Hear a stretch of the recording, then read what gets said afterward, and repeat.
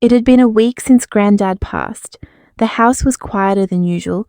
No calls, no visits, just the steady hum of the fridge and my thoughts replaying the last time I saw him. Then the mail came. I wasn't expecting anything, but there it was. A cream-coloured envelope, thick and heavy, with my name handwritten in the most graceful script I'd seen in years. For a second my heart did something strange. It flinched and fluttered at the same time.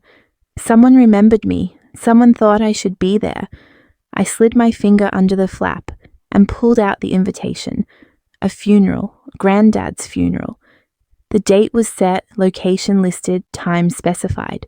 It looked official, elegant even. I sat with it for a long time. It wasn't just a card, it was acknowledgement.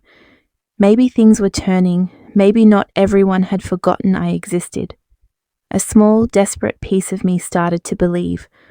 I took the day off. I even picked out a black dress from the back of my closet. Maybe I'd stand in the back. Maybe no one would even notice me. I just wanted to say goodbye. That morning, I stood in front of the mirror, longer than usual, fixing my hair like I used to when Grandad took me out to his garden. He always said, "You don't dress for the moment, you dress for the memory." I was halfway through applying mascara when my phone buzzed. Unknown number. I hesitated, picked up anyway. "Miss Ellery?" A woman's voice, hesitant. "Yes? This is Shirley. I worked for your grandfather for years, his assistant." I sat down. Something about her tone made the air in the room feel thinner. I'm so sorry to call you like this. I made a mistake. The invitation you received, it wasn't meant for you. I pulled the wrong address list, an older one, from before." Her voice trailed off. "Before what, Shirley?" Silence pressed between us. I could hear the static on the line, the kind that fills your ears when you're trying not to scream. "They didn't want me there?" I said it so softly I barely recognized my own voice. She didn't answer at first, then, "I'm truly sorry, it wasn't my decision." "Whose was it?" Another pause, longer this time, like she knew what that name meant. "It was Malcolm. He gave specific instructions, only immediate family and invited guests." I shouldn't have. I didn't let her finish. I hung up. Not out of rudeness, but because I couldn't trust what might come out of my mouth. Malcolm, the same brother-in-law who treated every family gathering like a boardroom meeting. The one who slid into the power seat the second my father stepped back. Always calculated, always composed, and always 2 steps ahead of everyone. He never said much to me, barely looked my way unless he was correcting something or reminding me how little I knew about real responsibilities. I was the inconvenient footnote in his perfect in-law resume. My sister Laurel never intervened, not once. She used to be my safe place. Now she was his echo. This wasn't a clerical error. It was strategy. Still, I got in my car. I wasn't going to crash the funeral, but I needed closure. Even if that meant standing at the edge of the cemetery with no one around, I practiced what I'd say. Just a few words, something private. Between me and the earth that would soon hold the only man who ever saw me for more than my mistakes. I thought of his garden again, the way he taught me to cut away dying petals. "Not everything that wilts deserves to stay," he said once. "Make room for the bloom." Was that what he saw in me, the potential to bloom? Was that why he left me that money? Not just a tip, a message. I reached the cemetery around noon. It was sunny, uncomfortably so, the kind of brightness that made your grief feel out of place. There was a small gate at the entrance, manned by a guard in a dark uniform with sunglasses too big for his face. He had a clipboard. "Name?" he asked. I told him, his brow furrowed. He flipped a page. "You're not on the list." I waited. He didn't budge. "I'm his granddaughter." "I understand, ma'am, but I can't let you in." I nodded. Not because I accepted it, but because I'd run out of energy to fight ghosts. I turned around and walked back to my car. Each step away felt heavier than the last, not because I was being kept out of a funeral, but because I was being erased from a legacy, from memory, from family. I sat in the driver's seat, didn't start the engine, just looked out the windshield. The trees lined the cemetery road like silent judges.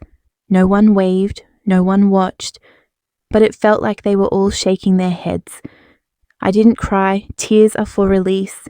This wasn't ready to be released. This settled somewhere deeper, somewhere words don't go. That night, long after the cemetery gates shut behind me, I sat in the quiet of my living room and pulled the check from the drawer. I'd tucked it away days ago, thinking maybe it was just a final gesture, a fluke of sentimentality. But now, with the sting of exclusion still raw, it took on a different weight, $25,000. That wasn't pocket change, not from a man like Granddad, who kept a tight grip on every penny he ever earned. He'd never just given anyone in the family money, not without strings or speeches or spreadsheets. But this was signed in blue ink. He only used that pen for birthday cards and handwritten notes. Personal things, quiet things. My fingers traced the curl of his signature. Something about it felt intentional, not like a mistake, not like a tip, a message maybe, or a warning. I tried to call Laurel, straight to voicemail. Malcolm's number was still saved, though I hesitated before dialing. Also no answer. Not even a ring, just silence. Cold, calculated silence. I opened my laptop, searched for Vale Estate out of curiosity or desperation. The internet didn't disappoint. Blogs speculating on the value of his assets. Headlines hinting at secret trusts and unclaimed shares. One financial site claimed the estate was worth upwards of $80 million. Then I saw it. In the comments section of a smaller blog, buried under a thread about family disputes, someone had written, "He always favoured his granddaughter, the quiet one, the one they never talked about." I stared at the screen, heart thudding. Who wrote that? How did they know? Did he talk about me to someone? I dug through my email. Not something I usually did, but something told me to look, and there it was, an old message from him, sent 3 months ago. No subject, no greeting, just a PDF attachment labelled, "To be opened in event of death." I hadn't noticed it before, or maybe I had and ignored it, assuming it was another one of his odd quirks. But now I opened the file. His handwriting filled the screen. I recognized it instantly, sharp, upright, unmistakably his. "Ellery," it began, "if you're reading this, it means they've done exactly what I feared." I blinked, sat back, let the words settle. "You've always been different from the rest, never asked for anything, never demanded. That's why I knew I could trust you." He wrote about how he'd watched the others twist the family, steer it toward their own comfort, how Malcolm in particular had pressured him, whispered changes into his will, revised financial statements, rerouted inheritances behind closed doors. "They'll try to erase you," he warned. "They already have, haven't they?" My chest tightened. I could hear his voice like he was sitting across from me. Not the booming voice from his dinner table lectures, but the one he used when we walked the garden, the one that belonged only to me. "If they keep you from the funeral, know that your presence in my heart was never questioned."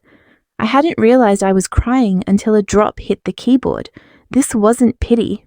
It was something else, recognition. Someone had finally said it. I mattered.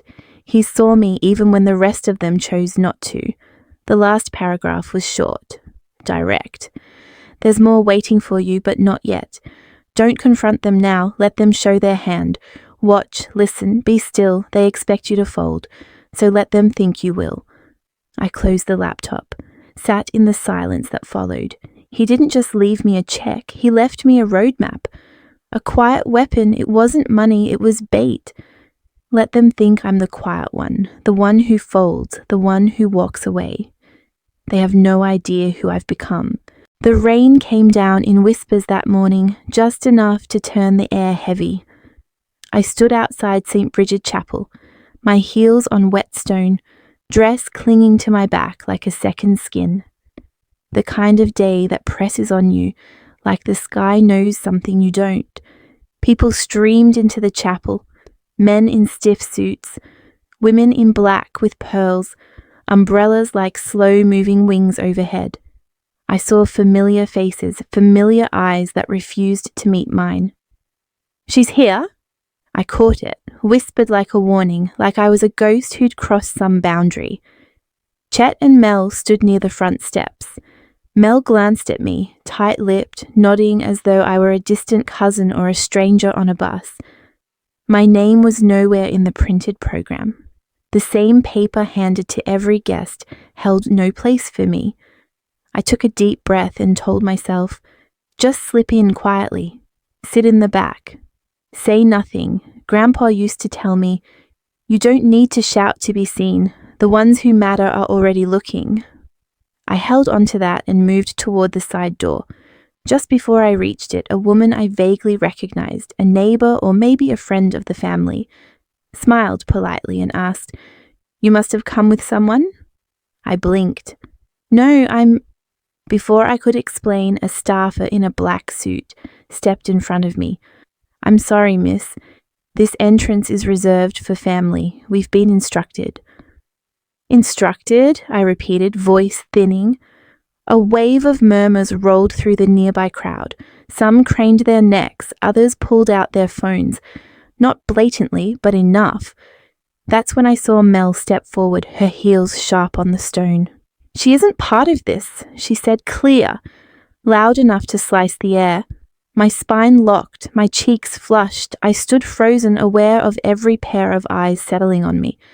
Some looked away quickly, embarrassed for me. Others didn't bother. The chapel doors opened behind the usher and organ music spilled out. I could barely hear it over the thunder in my ears. I didn't argue. I just nodded, more to myself than them, and turned away. My heels clicked back down the stone steps. Not rushed, not dragged, just steady. After the service ended, most of the crowd spilled into the courtyard. I lingered by the trees, watching. I didn't want to leave yet. I wasn't ready. Someone mentioned the study wing, where Grandpa used to take meetings or sit with guests after services. It had been our place too once. I walked there, slow steps, hopeful, but the door was locked. A brass plaque read, "Private." I stood there, hand on the wood, palm flat against it, like maybe it would remember me. I leaned in, forehead brushing cool oak. No sound, just voices behind other doors. I could hear laughter, the sound of glasses, conversations I'd never be invited into. I backed away. Outside, I wandered the grounds. Grass soaked my shoes, cameras flashed in the distance, reporters documenting the gathering. Everyone looked polished, posed, perfect. Then I saw June. She moved quickly across the back path, her coat pulled tight. When she saw me, her eyes widened like she'd seen a ghost. "I wanted to come," she said quietly. "They wouldn't let me." She glanced behind her, then at the chapel's east wing.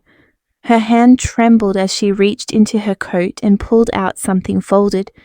She slipped it into mine without a word. Then she walked away. In the car, parked under a flickering streetlight, I unfolded it. Familiar handwriting.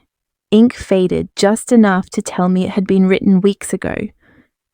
"That room holds our promise. Don't let them erase us." No signature, no date, just that. But I knew. I pressed the note to my chest. For a moment, the ache in my throat threatened to rise, but I swallowed it, let it sit where it hurt. They tried to erase me, but I was still here. The morning light bled through the curtains when I saw it. Another envelope, thicker than usual, lying on my doorstep like a quiet threat.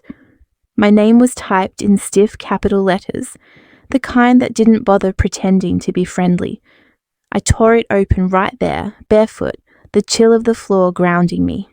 It wasn't from the court, it was from Malcolm's law firm, his signature move, clean paper, sharp ink, and a tone polished enough to make cruelty sound like etiquette. A cease and desist letter. I read the first line aloud, slow. "You are hereby instructed to refrain from contacting family members or attending any private gatherings concerning the Vale estate. The next paragraph accused me of causing confusion regarding your role and creating distress among beneficiaries. Beneficiaries. I laughed once under my breath. I wasn't supposed to be one, right? By the second read, my throat felt raw. By the third, my chest was hollow. The words were meant to isolate me, freeze me into silence. This isn't protection, I whispered. It's punishment. I set the letter on the kitchen table. The paper looked smug, like it knew it had already done its job. But this time I didn't cry. Not one tear. I made coffee instead, black, no sugar, and stared out the window until my pulse steadied. That's when I thought of Shirley, Grandpa's old assistant, the one person who used to smile like she still saw me as human. I found her number buried in my phone. When she answered, her voice trembled. Ellery, oh, sweetheart, I didn't think you'd call. Did they get to you too? I asked, a pause, then a shaky exhale. They've been pressuring me, she said softly. Malcolm's people, they want all the old estate documents gone, every draft, every note. My jaw tightened. Did you destroy them? No, but I'm scared. They said they'd make trouble for me if I didn't cooperate. Shirley, I said, lowering my voice, tell me something honestly. Was I ever part of the will? There was silence on the line. I heard the faint hum of her refrigerator, the tap of her nervous fingers. Finally, more than once, that was all I needed to hear. 2 days later, we met at a small diner off Route 19, the kind of place with cracked vinyl booths and coffee that could wake the dead. She came in bundled in her old cardigan, clutching a manila folder like it was the last piece of air she had left. It's not the final version, she said, sliding it toward me, but your name's there. He made sure. I opened it slowly. The smell of old paper mixed with coffee and rain. My eyes caught on a line near the middle. Ellery must receive no less than 1/3 of the liquid assets. And beneath it a note written in blue ink, the same blue he used for personal things. This is final. I will not change it again. I traced his handwriting with my finger as if touching. Those words could bring back the steadiness in his voice. Shirley spoke quietly. He was under pressure. Malcolm and Chet visited often, pushing him to remove you. He stood firm until the end, said he owed you more than money. I closed the folder and looked at her. Thank you, was all I could manage. She nodded, eyes wet. Be careful, they'll come after you harder now. When I left the diner, the rain had started. I walked slowly to my car, the folder tucked under my coat. The world felt sharper, like the air itself had been holding secrets I was only now beginning to breathe. The drive home was silent. The road stretched ahead like a question I wasn't sure I wanted answered. My grip on the steering wheel turned my knuckles white. Not from anger. Anger was too simple. This was something colder. So that's why they banned me, I said to the windshield. Not because of grief, because of greed. Every cruelty, every locked door, every whisper behind my back, it all had purpose. They weren't trying to protect the family's image. They were trying to erase me from its existence, but I wasn't gone yet. When I got home, I laid the folder beside the cease and desist. 2 pieces of paper, one meant to silence, the other proof that I mattered. The irony almost made me smile. I turned on my laptop and began typing. Beneficiary rights, probate disputes, estate manipulation. Each search led to more questions, more possibilities. The law wasn't a language I knew yet, but I would learn it. I'd learn it faster than they expected. Laurel hadn't called, not once. Maybe Malcolm had warned her off, or maybe she'd chosen quiet over conflict. Either way, her silence told me everything I needed to know. By midnight, my kitchen looked like a command center. Papers spread across the counter, highlighter marks bleeding through thin printouts. I poured another cup of coffee and stared at both documents again. 2 truths, 1 family, 1 war. They had chosen intimidation. I was choosing precision. They declared war with silence, I murmured, folding the will back into its folder. I'll answer with proof. And for the first time since Grandpa's funeral, The ache in my chest shifted, not into peace, but purpose. Early that morning, before sunrise, a sharp knock echoed at my door. I mistook it for the mailman or a delivery, but when I opened it, there stood a man in a crisp suit. No name tag, no announcement, just a presence. His expression was unreadable, eyes measured. "Ms. Ellery Vale?" he said. "My name is Victor Rains. I represent your grandfather's private trust." I stood in silence. He didn't step in until I did. He offered no hand, just a folder. He anticipated manipulation after his passing, he told me, and he put in place something called a contingency representation. I let him sit. Something about him was careful. His first words struck me. He didn't trust the family, especially your brother-in-law. Victor explained that Grandpa created a secondary will clause, locked under legal seal, untouched until after the first will was read in court. If I'm named in both, anything forged or altered might be overturned. He slid the folder toward me. Inside, notarized documents, instructions. "He wanted you to know the truth only when they began erasing you," he said softly. My hand trembled as I read the letter. Grandpa's own handwriting, dated just days before he died. The signature, the margin notes, the little loops in his G and Y. Unmistakably him. I felt a hard knot form in my stomach. He knew what would happen. Within hours, my phone lit up. Local blog posts with cruel headlines. Disinherited granddaughter accused of harassment. Photos I never took, smears of lies, grainy snapshots, twisted into new narratives. Malcolm's reach wasn't just legal now, it was media. Neighbours who used to nod at me in grocery aisles now clutched carts and glanced the other way. Rumours spread, she's unstable, she's in it for the money, she's stirring trouble. I let the noise wash over me, the kitchen dark, a single light overhead. I remembered Grandpa's words. Ethics show when money enters the room. The walls felt too close. I wondered if I could just walk away, if the quiet would be relief, but then I heard his voice in my mind. "You have to hold your name, even if they drag it through mud." I whispered into the dark. "I will." Morning came with urgency. I called Victor. Only one sentence. "Let's document everything." We began setting up recordings, collecting statements, safeguarding paper trails. The shadows Malcolm assumed I couldn't navigate. Victor warned, "This will get ugly." I answered, "It already has." I stood in my living room, closing that folder. It wasn't just a testament to his memory anymore, it was my permission to fight. The morning air was heavy, still, like it was waiting for something to break. I woke before the alarm, sat on the edge of the bed, and stared at the stack of documents spread across my dresser. Victor's notes, Grandpa's letters, Shirley's signed affidavit. Every piece had weight now, no longer just paper, evidence. I spent hours comparing handwriting, seals, dates. Then I called Wiley in June. "We moved today," I said. My voice was steady. Wiley agreed without question. June sounded afraid, but I could hear resolve underneath. "This changes everything," she whispered. As I drove past the cemetery, the locked gates flashed in my mind, that private plaque, the silence it guarded. Grandpa's voice echoed again as if the wind carried it.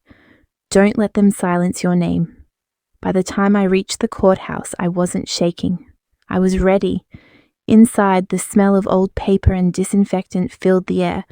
I filed the motion with Victor's help, contesting the estate, citing forgery, manipulation, and suppressed documents. Chet's attorneys were already there, polished smiles hiding quiet panic. They argued technicalities, jurisdiction, standing, intent. I answered with calm, reciting code and showing Grandpa's handwriting that matched every signature they'd tried to erase. The clerk stamped my copy. Received. The sound hit like a gavel.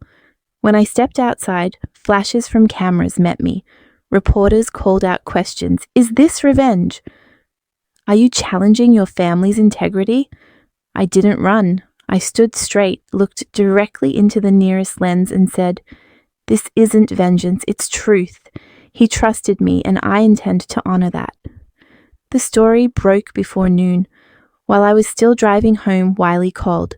"It's out," he said, "the foundation."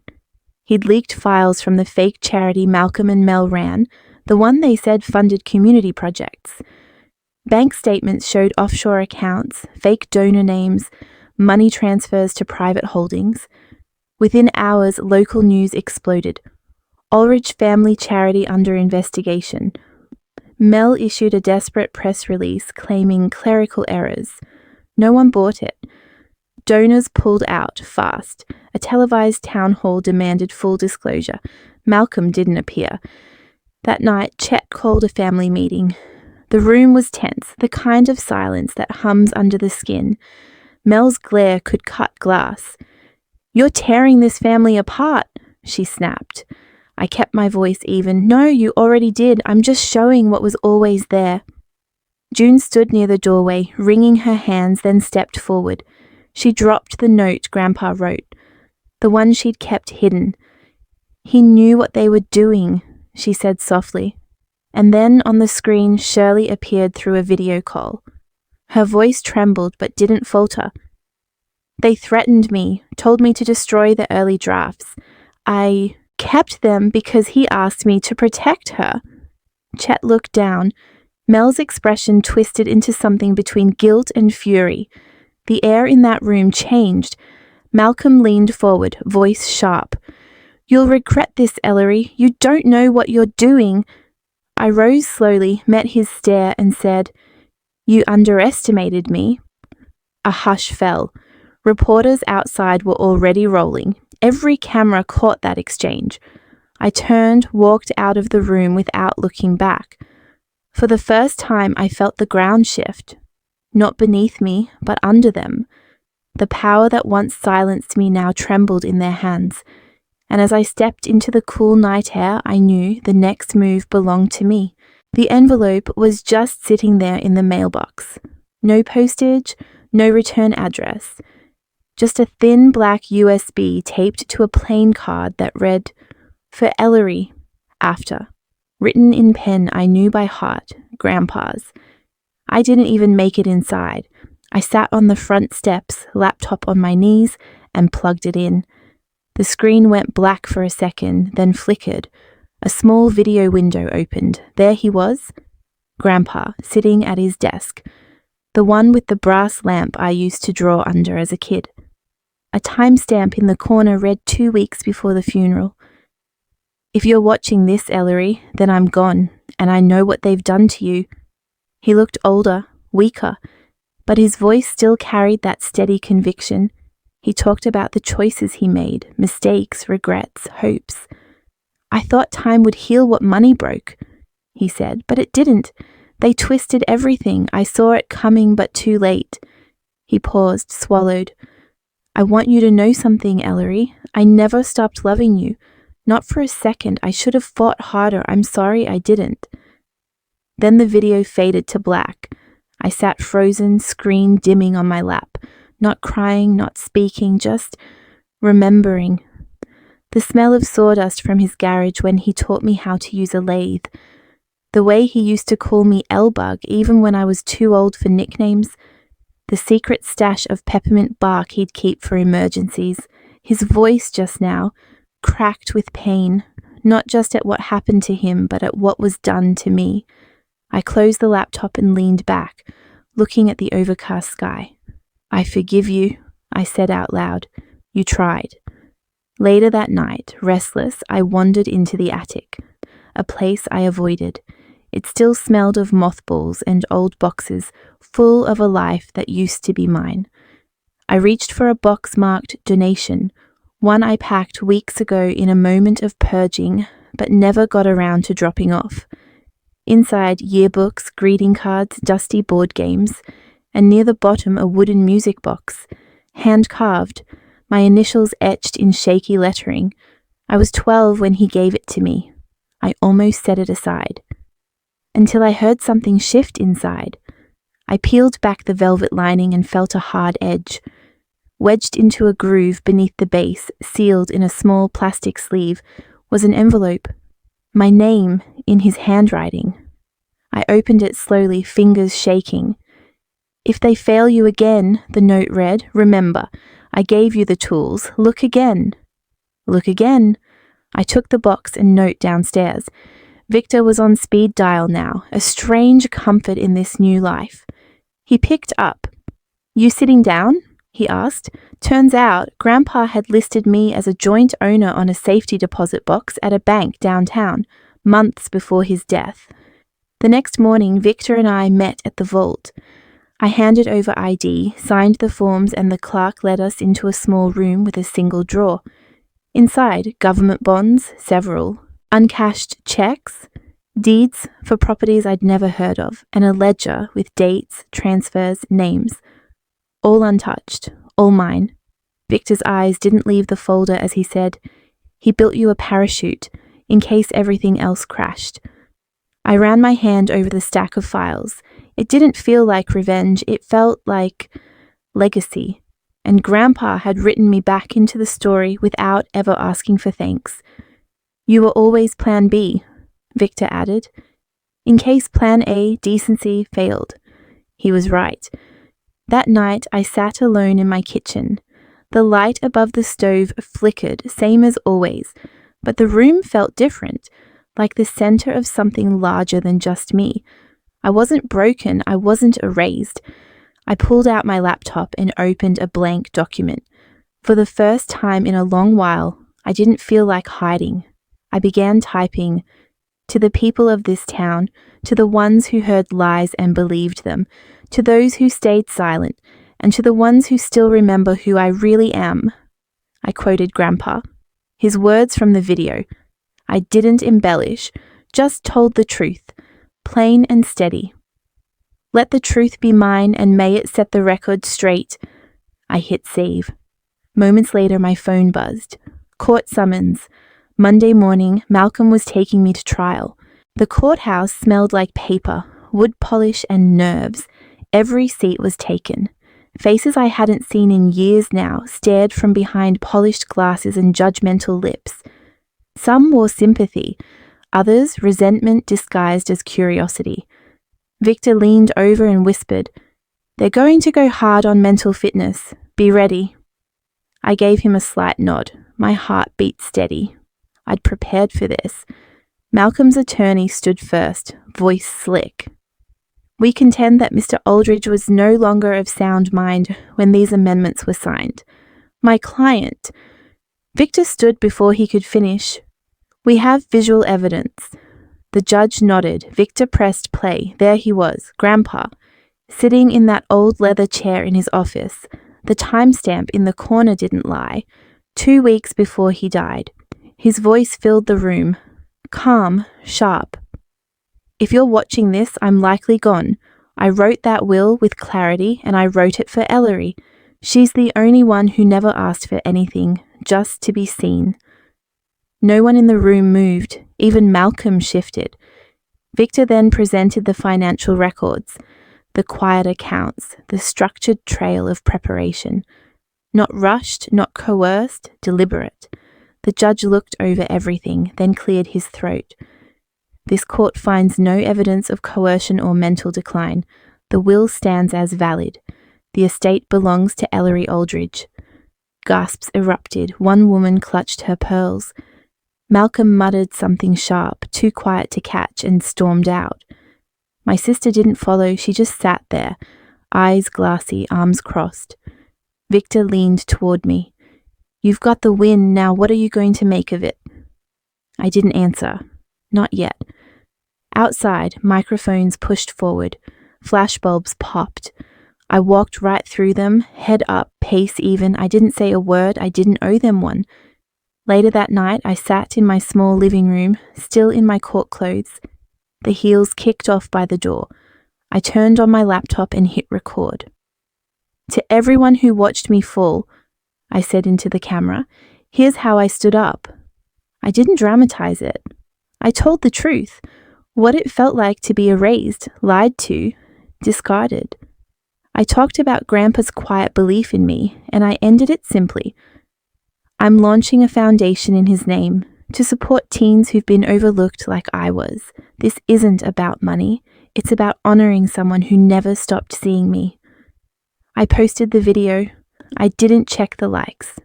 I went to bed. By morning, it had spread faster than I expected, not because it was flashy, but because people believed me. They saw something honest. In the weeks that followed, I met with financial advisors.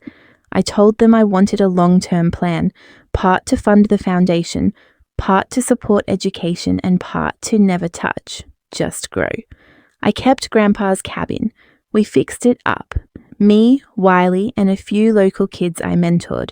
It became a place of peace. Again, no phones, no noise, just chessboards, laughter, healing. One Sunday, a small-town newspaper ran the headline, "Granddaughter turns grief into gift." I smiled at it, folded it up, and placed it in Grandpa's wooden box next to the USB. The rest I gave away. Furniture, jewelry, even some of the paintings. Things are just things. But meaning, that's harder to find. When you let go of bitterness, I told someone once, you leave room for something better. Weeks passed. One morning, while dusting the music box, I noticed something stuck between the lining and the wood. I pulled it out, folded paper, thin, soft at the edges. It was another letter, one I didn't know existed. "If you made it here, Ellery," Grandpa wrote, "I knew you would. Tell the truth, love louder, live fully." I didn't cry out of sorrow. I cried because I knew I'd done exactly what he hoped. His words didn't hold me down anymore. They lifted me. I placed the letter back gently, closed the lid, and looked out the window. The sky was clear. Light spilled through the trees. "Thank you," I whispered, "for seeing me." And that was enough. The courthouse smelled like paper, wood polish, and nerves. Every seat was taken. Faces I hadn't seen in years now stared from behind polished glasses and judgmental lips. Some wore sympathy, others resentment disguised as curiosity. Victor leaned over and whispered, "They're going to go hard on mental fitness. Be ready." I gave him a slight nod. My heart beat steady.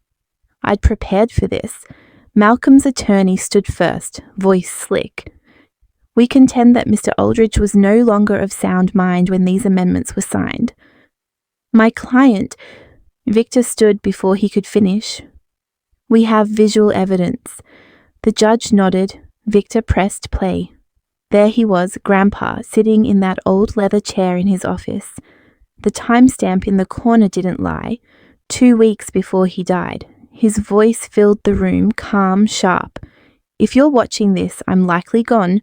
I wrote that will with clarity, and I wrote it for Ellery. She's the only one who never asked for anything, just to be seen." No one in the room moved. Even Malcolm shifted. Victor then presented the financial records, the quiet accounts, the structured trail of preparation, not rushed, not coerced, deliberate. The judge looked over everything, then cleared his throat. "This court finds no evidence of coercion or mental decline. The will stands as valid. The estate belongs to Ellery Aldridge." Gasps erupted. One woman clutched her pearls. Malcolm muttered something sharp, too quiet to catch, and stormed out. My sister didn't follow. She just sat there, eyes glassy, arms crossed. Victor leaned toward me. "You've got the win. Now what are you going to make of it?" I didn't answer. Not yet. Outside, microphones pushed forward, flashbulbs popped. I walked right through them, head up, pace even. I didn't say a word. I didn't owe them one. Later that night, I sat in my small living room, still in my court clothes, the heels kicked off by the door. I turned on my laptop and hit record. "To everyone who watched me fall," I said into the camera, "here's how I stood up." I didn't dramatize it. I told the truth. What it felt like to be erased, lied to, discarded. I talked about Grandpa's quiet belief in me, and I ended it simply. I'm launching a foundation in his name to support teens who've been overlooked like I was. This isn't about money. It's about honoring someone who never stopped seeing me. I posted the video. I didn't check the likes. I went to bed. By morning, it had spread faster than I expected, not because it was flashy, but because people believed me. They saw something honest. In the weeks that followed, I met with financial advisors. I told them I wanted a long-term plan, part to fund the foundation, part to support education, and part to never touch, just grow. I kept Grandpa's cabin. We fixed it up. Me, Wiley, and a few local kids I mentored. It became a place of peace. Again, no phones, no noise, just chessboards, laughter, healing. One Sunday, a small-town newspaper ran the headline, "Granddaughter turns grief into gift." I smiled at it, folded it up, and placed it in Grandpa's wooden box next to the USB. The rest I gave away. Furniture, jewelry, even some of the paintings. Things are just things, but meaning, that's harder to find. When you let go of bitterness, I told someone once, you leave room for something better. Weeks passed. One morning, while dusting the music box, I noticed something stuck between the lining and the wood. I pulled it out, folded paper, thin, soft at the edges. It was another letter, one I didn't know existed. "If you made it here, Ellery," Grandpa wrote, "I knew you would. Tell the truth, love louder, live fully." I didn't cry out of sorrow. I cried because I knew I'd done exactly what he hoped. His words didn't hold me down anymore. They lifted me. I placed the letter back gently, closed the lid, and looked out the window. The sky was clear. Light spilled through the trees. "Thank you," I whispered, "for seeing me." And that was enough.